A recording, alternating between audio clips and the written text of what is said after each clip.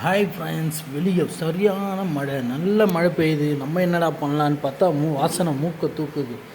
என்னடான்ட்டு ஒடியாந்து பார்க்குறேன். இங்கே பாருங்கள், ரொம்ப நாளுக்கு அப்புறம் மழைக்கு எறா குழம்பு செம்மையாக வந்துருக்குது.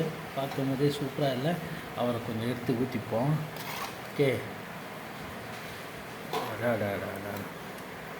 எல்லாம் சாப்பிட்டு மிச்சம் வச்சுருக்காங்க, இருந்தாலும் ஓகே, நமக்குன்னு வச்சுருக்காங்கல்ல. ஓகே, எறா குழம்பு.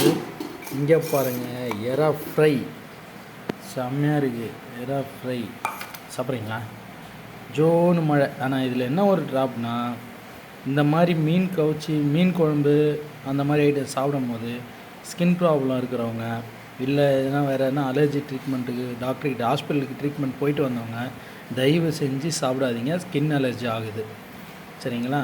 என்னோட சின்ன அட்வைஸ். தேங்க்யூ.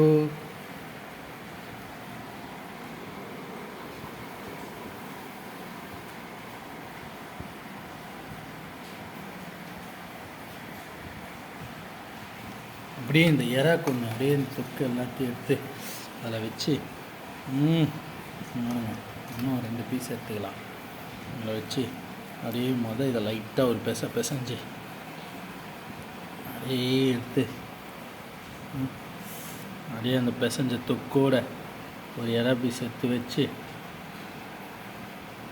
கறிவேப்பிலை நல்லா மொறுன்னு கறிவேப்பிலையோட எறாவோட சாப்பிட்லாமா? Super super. அடா செம்ம. எறா பாருங்களேன், சூப்பராக நல்லா பக்காவாக க்ளீன் பண்ணியிருக்காங்க. நல்லா சூடாக இருக்குது. அப்படியே எடுத்து எறா அப்படி பிடிச்சி எறா 1 பீஸ் வச்சு